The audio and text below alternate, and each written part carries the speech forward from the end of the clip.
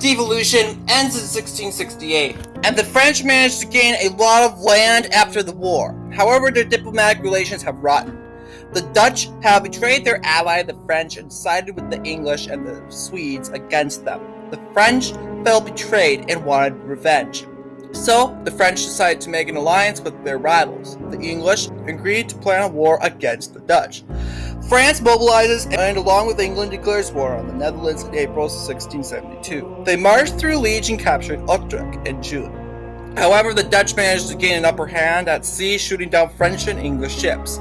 Even though the Dutch were winning at sea, the French were making great gains in the Netherlands on land. So the Dutch got support from Brandenburg and the Holy Roman Empire. The French captured Maastricht from the Dutch, but the Dutch took Cleve from Brandenburg and left the war and joined the Dutch. Spain gets involved in the war and attacks France's east. Sweden joined the war also on the side of the French and attacked Brandenburg, starting the Scanian War.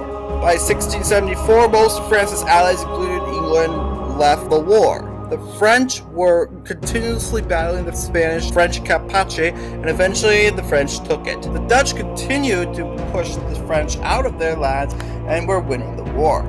With both sides little to gain on the front line, both sides made negotiations. But before making peace, the French had captured Ypres again. The French would give back the towns that they took in the lowlands in return for their towns. France had become a power in Europe, and many countries began to worry as the Bourbon monarchy would gain more control and would lead to the War of Spanish Succession in the 1700s.